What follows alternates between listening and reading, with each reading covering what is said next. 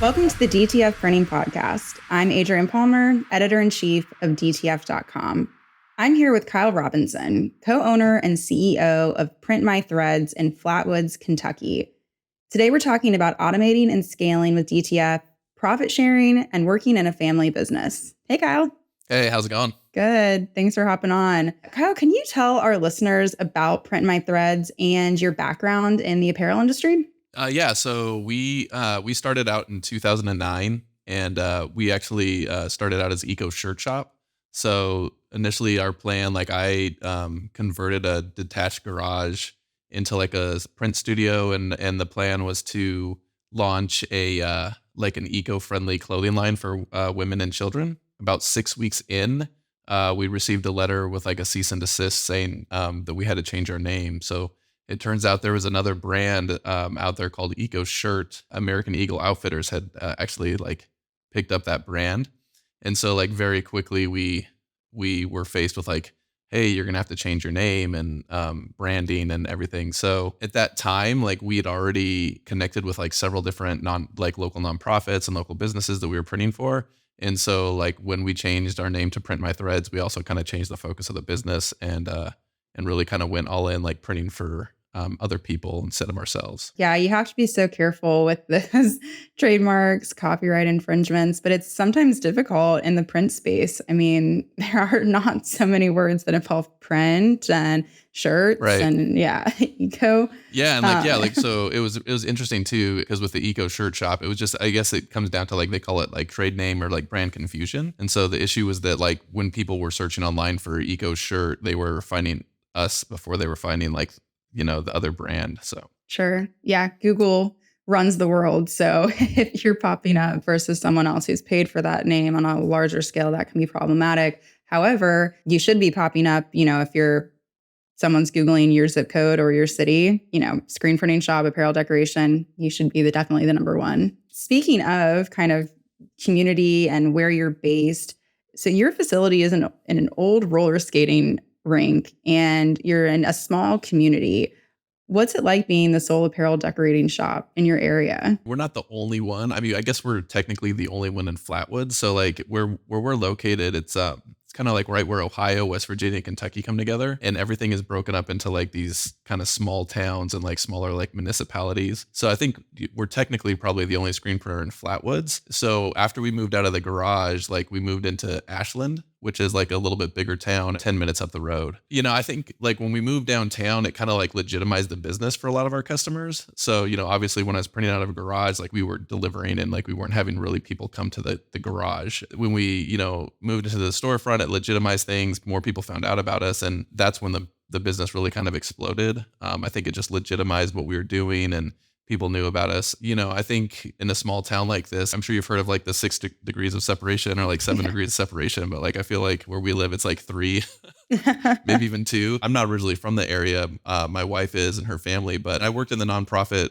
sector before I started the shop. And, I think we just did a good job of doing what we said we were going to do and delivering on time and really focusing on quality. And so it didn't take long for us to kind of to really sort of start, thriving and growing locally. Yeah, it seems like word of mouth was definitely a factor there and just kind of knowing people in the area. Yeah, word of mouth has been huge for us. I mean, we do print for clients all over the country. I'm originally from New Mexico. My wife and I met in Hawaii. So we've kind of traveled a lot and we have some different connections that have helped as well. I think the other thing too, when we started out, we were all water-based. And so, we were part of 1% for the planet and really pushing the water base. And I think that helped us get our foot in the door with a lot of these environmental nonprofits. I would say that was kind of our niche market when we first started. Making those connections and the word of mouth has been great for us. And then what we see a lot of times too is that, whenever we start working with a client, whether it be a clothing brand or a nonprofit, I feel we do a really good job of showing them the opportunity and the return on investment, through decorated apparel. So a lot of our long-term clients, we've figured out ways to help them use apparel to really drive their marketing or really drive employee engagement or really drive revenue, an additional revenue stream, then we end up doing more with them. And so it's they have growth through the use of custom decorated apparel. And so then that means more business for us. Right. So obviously we're going to talk about DTF today, but what other offerings do you have at the shop? And are you outsourcing a lot of that? No, so we really don't outsource very much at all. So mainly screen printing. We used to do DTG when we were in that downtown spot that I mentioned. Like we had, a manual press and a direct to garment. And the screen printing side of the business started growing like crazy. And so that's when we moved over to Flatwoods into the roller skating rink and really kind of grew that side of the business. We really got out of the digital side of things, really focused on screen printing, and then we just added DTF, I think back in it was August or September. I thought roller skating was coming back. I'm surprised that, it was up for sale. Yeah, well, so it was like originally, yeah, that building, it was originally a roller skating rink, like back, I think like in the 50s or something. And Mm. so we still have people that will stop in and they'll be like, I had my first kiss here. And then we get these stories from some of the old timers, and it's been several things. I think at one point it was a bowling alley, and I think one point it was like a hardware store. And then when we bought it, it had been vacant for like 8 years, and it was a nightmare. When we went to take a look at it, it was like all of the light fixtures were like hanging off the ceiling, and it was like water had flooded in it and people had broken in. There's like graffiti on the wall. There was like the craziest thing. So you have like Disney murals like painted on the walls from when it was a roller skating rink, and then there was like graffiti. Mm. I remember we went to see it, and she's like, have lost your mind if you think we're going to buy this building. So Wow, that story started off with so much nostalgia and sweetness, my first kiss, and it really took a turn. That is yeah. Yeah. Flatwoods, Kentucky is the hometown of Billy Ray Cyrus. Okay. So that's like its claim to fame. So Well, mullets are also coming back in style, so that's right. maybe something will come back there for you, and that's funny. All right, so let's talk DTF. You had mentioned to me before that you have a client in Cincinnati that has the rights to merchandise Charlie Harper's art, and it's one of the main reasons you brought DTF in-house, which, as you mentioned, you did this past August.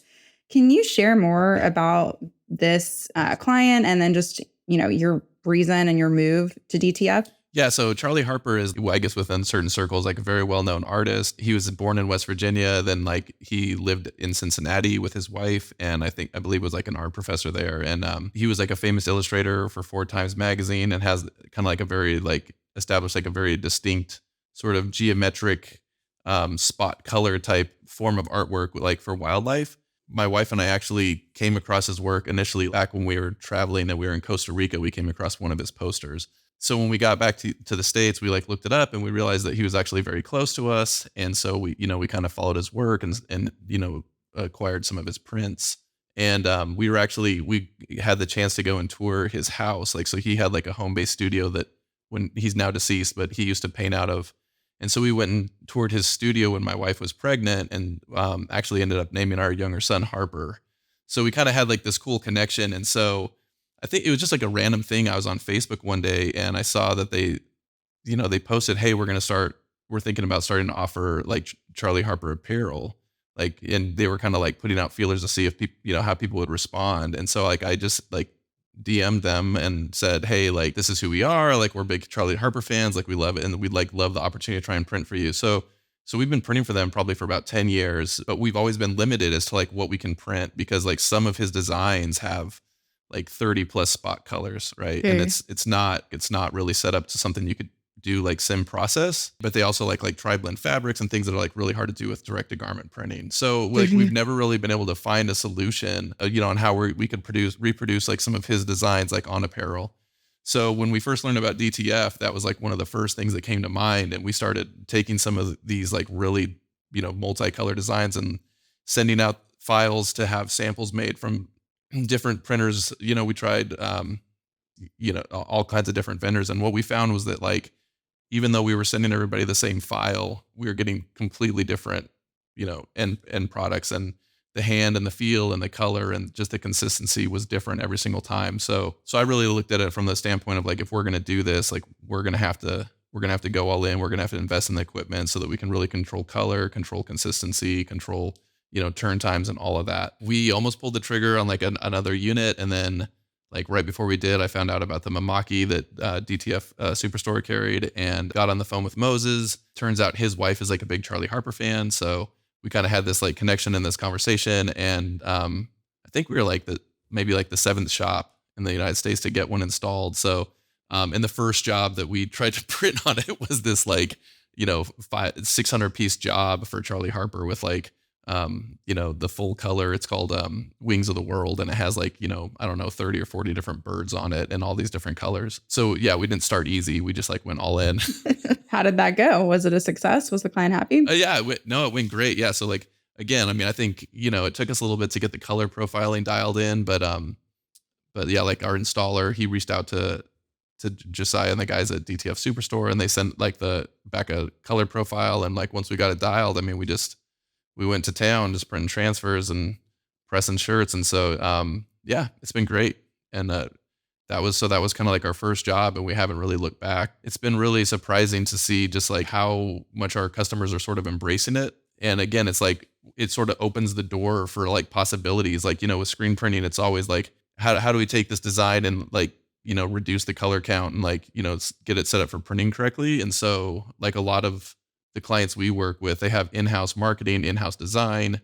And so like now that it's like now that the designers know they have the capability and the flexibility to do full color and thing, it's just we've had like a great response, and we're printing a lot of DTF. Yeah. What would you say the ratio is now, screen printing to DTF? And did you get rid of your DTG? So we got rid of DTG a long time ago. Like when we moved from the downtown to like our current location, like we got rid of DTG. Like we got out of it.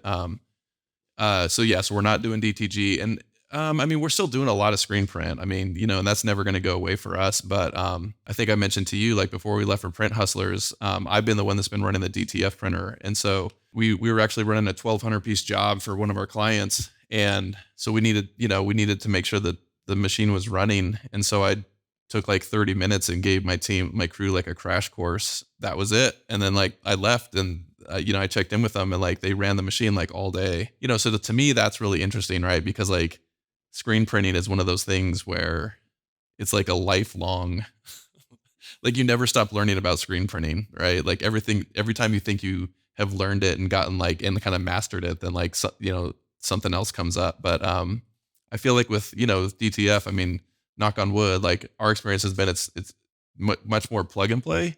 And so from a business standpoint, it just seems like it's going to be much easier for us to like continue to scale that side of the business. Yeah, we had talked a little bit about, you're working right now to dial in those processes, train your staff, hopefully in more than 30 minutes next time.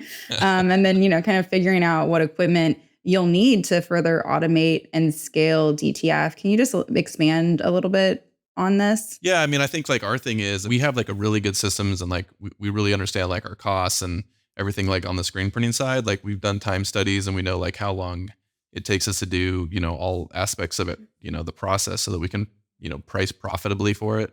But yeah, we're now working to kind of, do the same thing on the DTF side, right? Like how many transfers can we print a day? What are things we can do to kind of speed the process and keep the flow going? And then on the heat pressing side, you're seeing a lot of different things. I think a lot of attention put that. So like we've got one of the side by side heat presses. We have a manual heat press that we use. We're looking into some of the different turnstile ones. We have a Stampinator, so we're looking, can we use that and modify like one of our automatic presses into heat pressing machine, and just really kind of trying to dial that to see, what's a realistic rate that we can then press the apparel.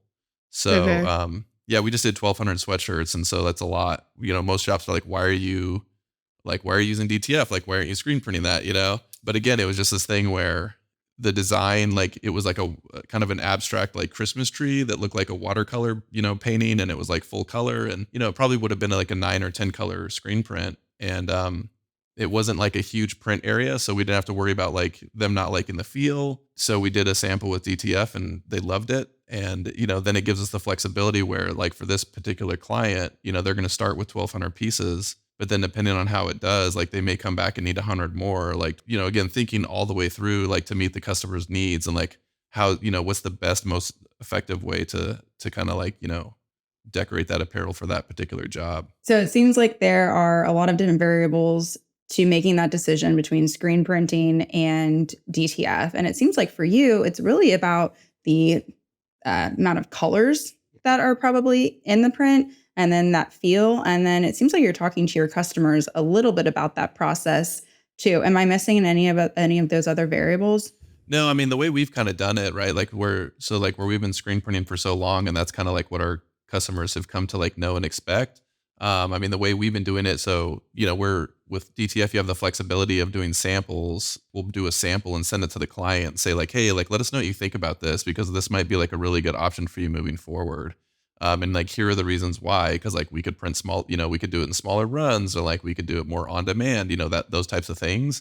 And then we just really kind of we're not trying to like push it on people and like make it a hard sell. Like it's like if they like it and it's a good fit, then like great. And if it's not, then we have the option to continue screen printing. But for the most part, the feedback has been great. I mean, I think it's just like what anybody else would say. I mean, there's certain types of artwork that it's just not going to be a great fit for. Like you don't want a big, huge, solid, print on the front of a shirt. Then the other thing that we've seen is like it's allowed us to branch out. Like we don't do a lot of promo, but like we've started doing like tote bags and we've started doing like backpacks and like we're getting ready to press like 100 blankets, right? So like we're like those big, like soft, like independent blankets, and like throw like a little logo in like the bottom corner, or like we with the Mamaki, like where we can get like a really large print. Like we did some for a school fundraiser where we did like a really big mascot, like right in the middle of a blanket. So like what we found is like on sweatshirts and fleece and some of like the heavier, like weighted garments, like that idea of like it being like having that feel, like it's really not that is noticeable, and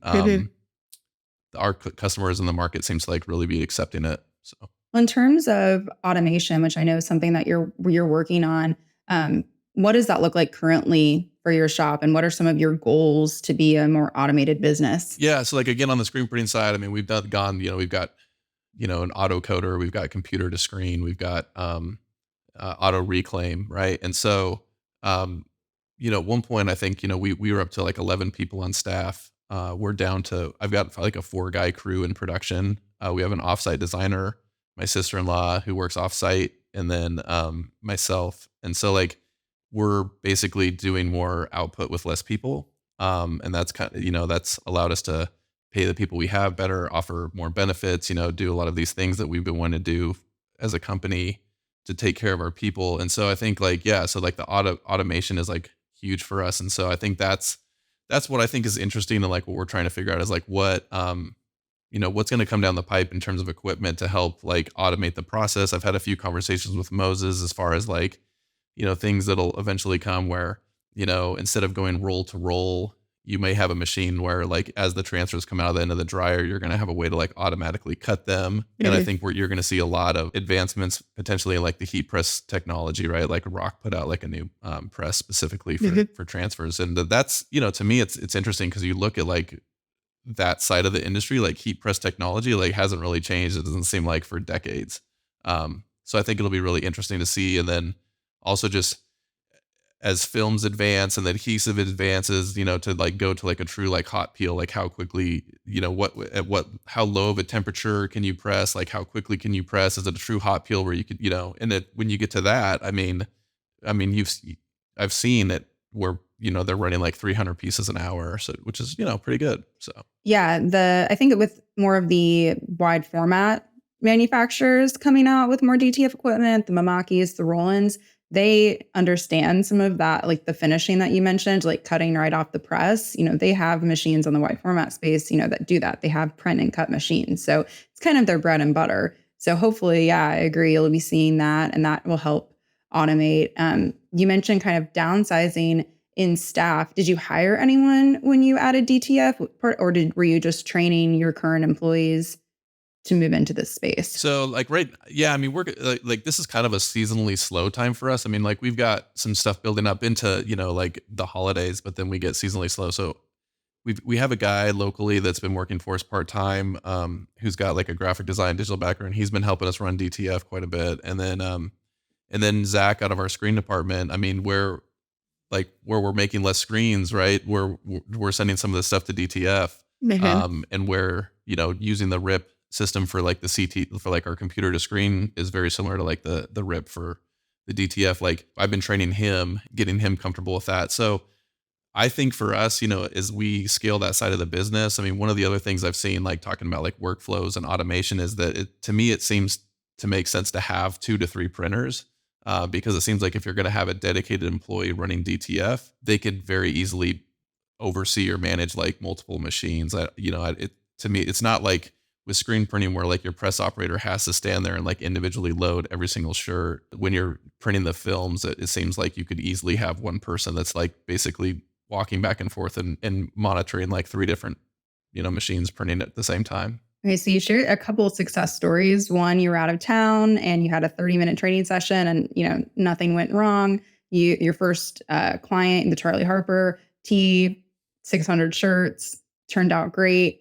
Any challenges? Any troubleshooting that you've had to do along the way? There's been plenty. I mean, I wake up every morning, I'm in all these like DTF groups on Facebook, and I just see these horror stories, and like it makes my stomach sink because the jobs that we've been doing DTF for, they're not small, right? Like we might do 500 pieces or like I said, 1,200 pieces. So when I wake up and I see like these people say like, how come my print looks like this after I washed it? I'm like, oh my God, like we just said 1,200 pieces. So what are they going to look like after they're washed? So we're trying to do like testing and wash fastness and like making sure. I think for us, like our experience has been a lot different than a lot of shops out there because we're not trying to like, do DTF transfers on our DTG machine. And like, we're not trying to do it like off a desktop. And like, we're not trying to like, manually cure the powder like under a heat press or something. Like we went all in and like we invested in the right equipment. The Maki's been great. I know that like people say like, oh, well, it's slower, but like we don't have downtime, right? Like we don't wet cap. Like we don't like, we just haven't had those issues or the downtime. And that to me was like the big thing. I still kind of had PTSD from like when we had our DTG machine, right? Cause back when we were printing DTG was when we were like, everyone was printing off like a Frankenstein Epson printer. And so it was before like Brother and, had entered the game, and before like, Kornit, and before like Epson had printers that were made for DTG. So I knew that like if we were going to get into it, like we didn't want to go with whatever we went with, it had to be like super reliable and easy to use. And like that's what we've gotten out of the Mamaki. I think I've got talking and kind of forgot your initial question, but I mean, like for us, we've had like a great experience with it, and it's really been more for us, more a thing like we just keep trying to think like how can we grow this and how can we do more of it? Yeah, that's awesome. We can, knock on wood that there aren't any other, challenges, along the way. Oh yeah, you asked about challenges. Yeah. So the challenges I think is like, I feel like DTF Superstore has kind of like done their homework, right? So like they set us up with the right film and they set us up with the right powder. So like, I know like a lot of the headaches that people have is like, what's the right film? Like what's the right powder? Where we're printing on the Mamaki, it's like they have one option for film because it's 30 inches wide. So like, that's the film we've been buying. And then, like I asked Moses, like, what's the best powder and like, what's the least toxic or whatever. He's like, oh, like we have the best powder and it comes from Europe and whatever. So like, so we've really just kind of leaned on them to set us up and make sure that like, we're set up for success. There's always going to be a learning curve anytime you bring into like a new technology. But for the most part, ours has been like very minimal. We made sure that the space we set it up in, we're able to like really control like temperature and humidity. Where we went through the whole DTG thing and kind of pulled our hair out, like I just made sure that like if we were gonna do this, we were gonna do it right. And so we set up the space and the environment, and invested in the right equipment. And so far so good. So kind of going all in, doing your research, having a good relationship with your vendor, environment, all really good tips for people who are considering making the move. Anything else just from your experience that you would suggest someone, really consider? Yeah, I mean, I think that's the thing. I mean, I think, like Stephen Farrig was saying, you need to really look at your business model and really like determine, if you need it or not. I think there's probably a lot of printers out there that, you could link up with that are going to do like a great job to where you can outsource it. But I think that there's a lot of printers out there that also are outsourcing it that have no idea like what they're doing.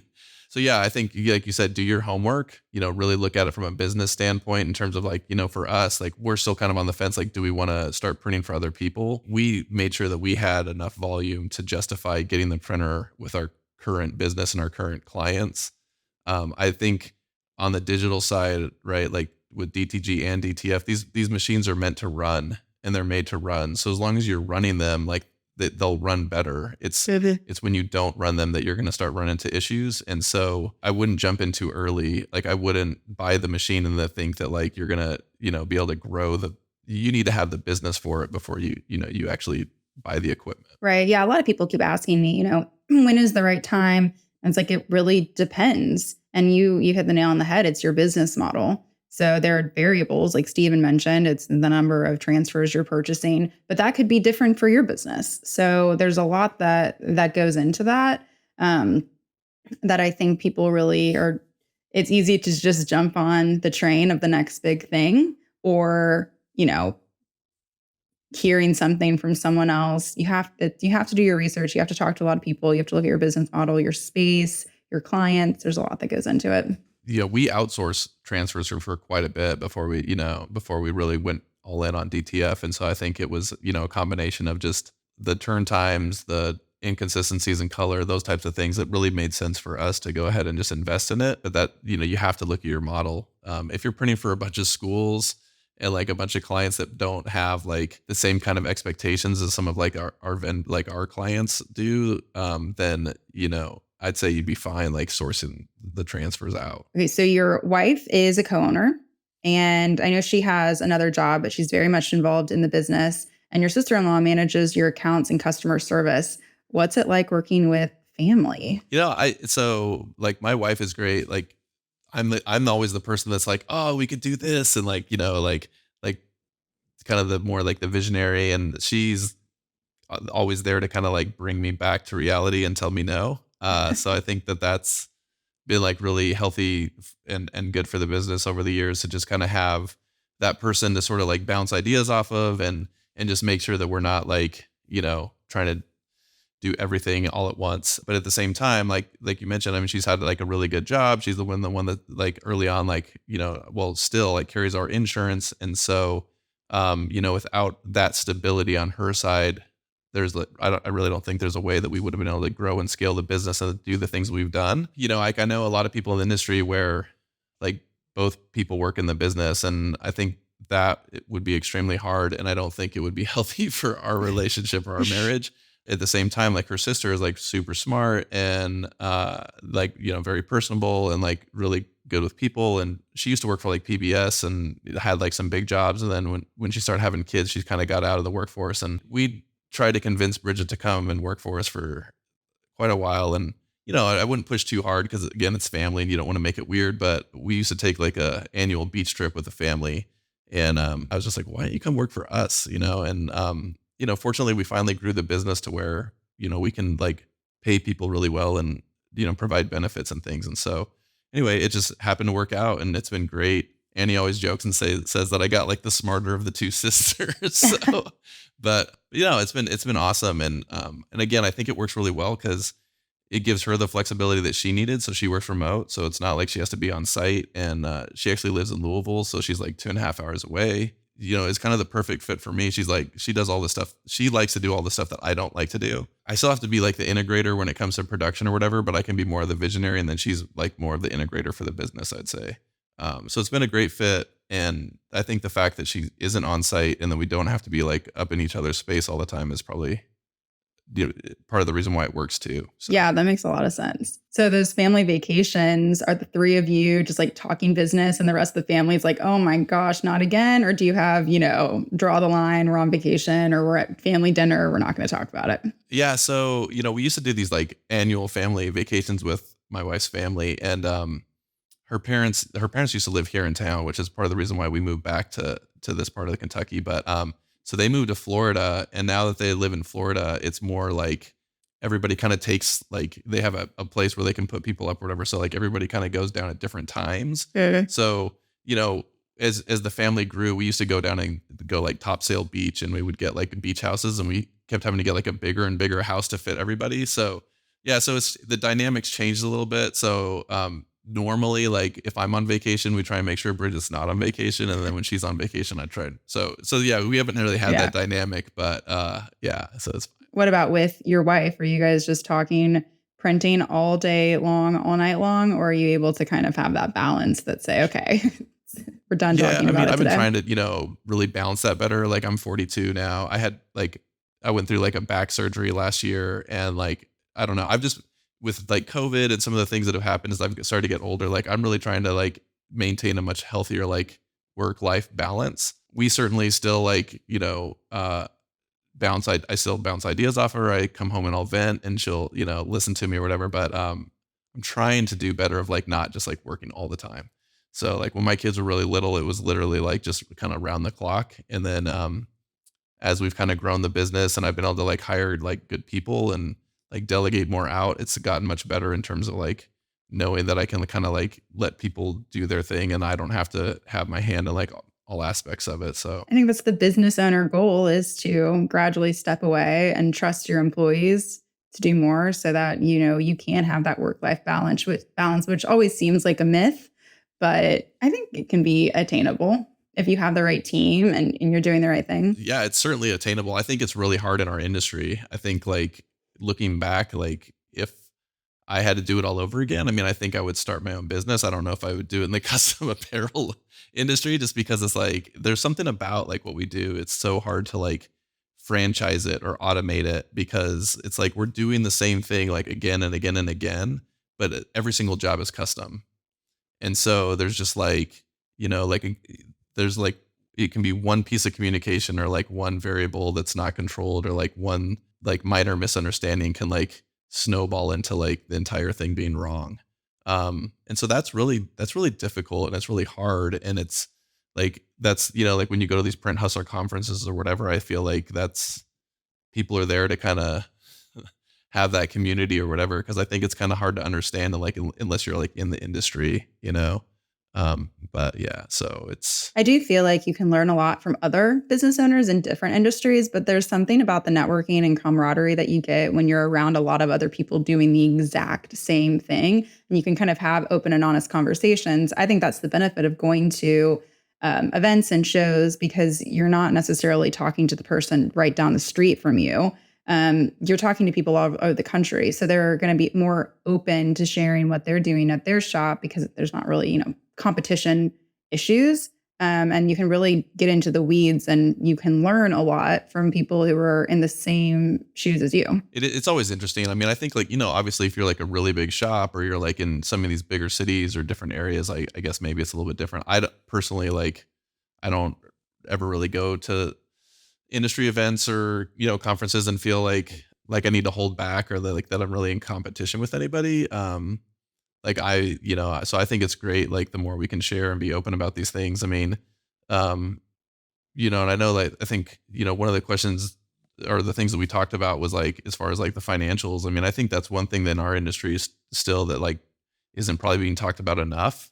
Just because I feel like, and I don't know if that's because again, like people don't want other people to know, or they're embarrassed by it, or they just don't know their numbers. But I think that's something that like I would like to see talked about more, just because it's like what we do is so hard, and if you can't get to a point like where you feel like you can make good money at it and you can like pay your people well and you can like you know offer things like retirement, right? Like then it's like, well, when do you just say like enough is enough? And we kind of got to that point, right? Like where we were just, we kept growing our revenue and growing our revenue, and like, but like our overhead and our expenses just kind of like followed suit. So it was just like this, and it would just get crazier and crazier, and it gets so stressful, and you get to the point where it's like why are we doing this, right? And I remember like having like a very like kind of serious conversation with some of my core staff, and I just said like, look, like I don't want to keep, if we can't get to the point where like I feel like I can pay you enough money to where like you can live like a comfortable life, or like where you feel like you have the money to like have a vacation, or do these different things, or like have retirement, like then I don't want to keep doing it. And so yeah, so we that's when we kind of like really looked at like how do we go about automating and doing some of these things, and we scaled back. And it's not like it's not going to happen overnight, but it's very possible, and like it's very doable, but you have to like constantly be like thinking about it and like looking into it, right? I feel like it's really easy in our industry to just when you go to the trade show and you like see all this equipment, and it's like, oh my God, it'd be so amazing. And it's like so easy to get financing, and it's so easy to like jump in and like buy that next new thing. But then it's like, then you're on the hook for that, right? And you can acquire a lot of debt, and you can bring on a lot of people and have like a lot of mouths to feed like very quickly. Yeah, I So mean, you actually brought this up. We were at Print Hustlers, and there was a Nick session on print profit. And, you kind of brought up the fact that you had hired a part-time CFO and you've since offered profit sharing to your employees.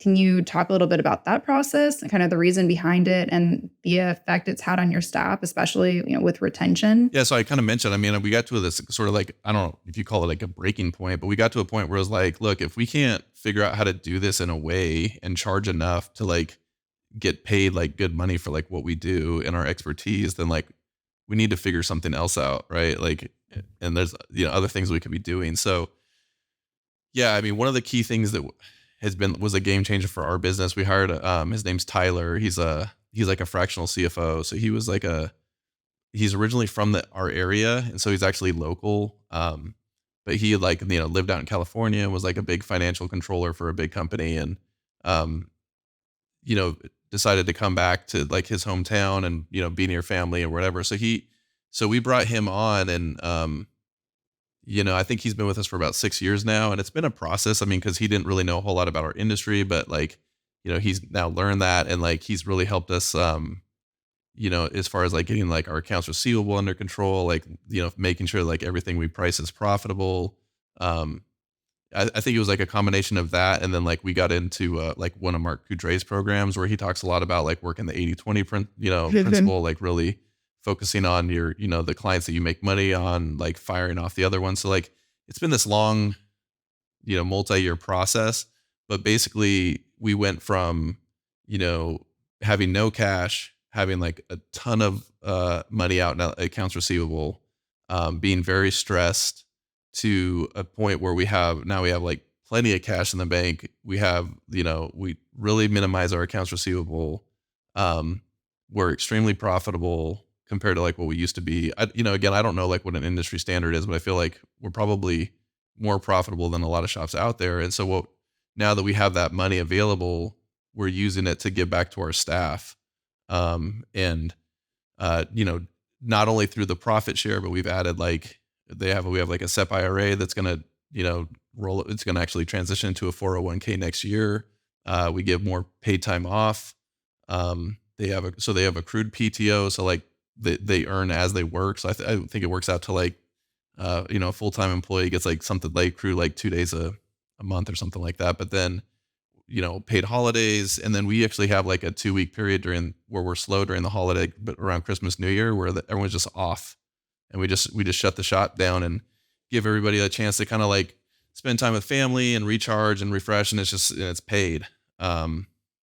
So yeah, so, I think that's the thing, right? Is like going back to what we were talking about, what I was saying before, is like what we do so hard. And like, I guess the way I look at it is, if you don't take care of your people, there's like a really good chance that like they might just wake up one day and say like, fuck it, I don't want to do it anymore. And then it's like, and then where does that leave me? Right. And where does that leave the business? So I think, for us, it's like, that's really become like our focus, is how do we take care of them? How do we, and then I think the other thing is motivate, right? So going back to the profit share, again and again, you hear all these things like, oh, well, you do these time studies and you do this and you do that. But then the question is always like, yeah, but how do you get your employees on board? And the way you get your employees on board is you compensate them. Like, people don't want, like, I mean, we feed our staff and all that, but like, like a pizza party or like a 6-pack of beer or like whatever, that's only going to get you so far. Like, people they want money. Like, that's why people work. And so, yeah, so we decided to do this profit share, and it's taken us about 2 years to really get it dialed in. But basically now, like, what we do is, it's a little different than what Nick was talking about, like contribution margin. We do ours off of like net operating income. So like, you have your gross profit, your net profit, and then like your net operating income. The net operating income is really like the money that's the profit that's left over after like all of your other expenses are accounted for. So, we got our financials dialed to where we know our net operating income. We pay the profit share quarterly. So that helps with like, we're not doing it monthly. Like, sometimes at the end of the month, you might have like a lot of like, blank goods that you've paid for, whatever. So by doing it quarterly, it kind of like helps even all that out. But we do 10% of our net operating income, and then we take that 10% of that net profit and we divide it evenly among our staff. And so when we first did it, we did like a percent of payroll, which meant that like the people who make more money got more money in the profit share. But what we found out was that like if you're gonna do this, right, like part of it is that you want to be able to be like super transparent about it and use it to like motivate your staff. And so if we just gave the same amount of money to everybody, we could be more transparent about it, and it kind of had like a better effect on our culture. Um, but yeah, so it varies, right? And so the reason it's good for your people, right? Because it's something for them to look forward to and work towards. What we've seen is like they start policing themselves. They're not milking the clock. They're worried about like, keeping the spoilage down, like all of these things, like all of these behaviors that you're trying to like get from your employees, like it's all tied back to the profit share. Because they all know that like if it's a group effort, and the better we do, like the more they're going to get compensated. So and it's seasonal. So it's if you do it and you do it right, it's great for the business because you're not.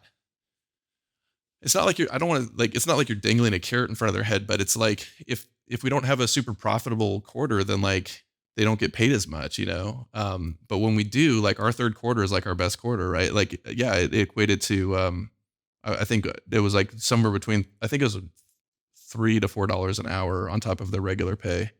It's like it was a big chunk of change, you know. Yeah. Um, and so yeah, I mean it's been crazy. Like our staff are always like, "When's the profit share coming out?" So That's awesome. I mean, that's such a great benefit to your employees. I think people always want time and money. And it's this profit share is such a good motivator, and it's mutually beneficial. You're getting more done, and you're having better quality output because they're motivated and they're invested. Now they're invested in the company, but they're also invested in themselves. And I think that's really cool to see probably the growth that you're seeing in terms of, their professionalism and, their career opportunities. If you have someone that's like, Yeah. well, I'm going to get paid the same amount all year long, maybe I'll get a raise next year. They're not going to be as motivated to get more jobs done or check the quality of things. So I think this is a great uh, something to consider for other shops if it's possible. That especially if in this labor issue that everyone is dealing with, you're able to retain quality employees instead of just that burnout and churning out different people. And also with hiring, you can offer this when you're going through that hiring package and an interview. People are going to be pretty excited about that, I would imagine. well, yeah, and I mean, and like to your point, hiring and stuff too. It's like so you always hear people say like, oh, like or like one of their core values will be like act like an owner or whatever, right? And like people want their staff to like act like an owner or like take more ownership. Well, like this gives them more ownership, right? So like when we look at hiring someone for production, like one of the conversations that always comes up is like, well, do we really need them? Because if we bring on one more person, that's one more person that they have to split that profit share Yeah. with. And so it's become like this really like interesting thing. Like if I start like they're like, oh, do we really need to hire somebody? Or like, could we just, and it's like they're thinking about that. And then like when I'd said, hey, let's all go to the trade show, they're like, well, how much is that going to cost? And is that going to affect our profit share? So it's like it's constantly like in the back of their mind, right? Or like same thing like with the equipment. I was saying it's really easy to like see something and be like, ooh, we need that or we should buy that. Like they start thinking about things more from like an owner standpoint because they know that like the more expenses we have or the more people we have on payroll, like all of those things affect the business's profitability, which then affects the amount of money they make. And so yeah, it's been great. I mean, and so I highly recommend it. It's not like an easy thing. I think the first step is you have to like you really need to get with somebody, like if you don't have somebody like a Tyler or Mhm. that's going to help you like really dial in your numbers, because if if you don't have your numbers dialed in, you risk like paying way too much out in the profit share. And like we made that mistake a couple of times like early on. And so again, it took us a while to kind of get it really dialed.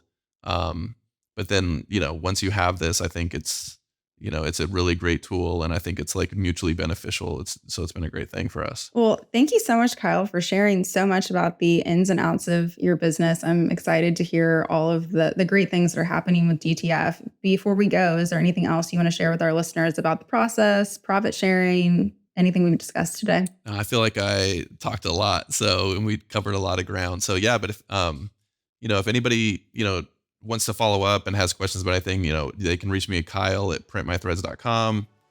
They can also email hello@printmythreads.com if that's easy to remember. And that's probably the best way to reach me. But yeah, no, I really appreciate you having me on the show. It's been great to meet and get to know you over the, last few months and get to see you at the show. And yeah, we're super excited to I think, there's a good chance we'll have another printer before the end of the year. So it's, yeah, we're all in when it comes to on the DTF side of things. So That is awesome. Love to hear it.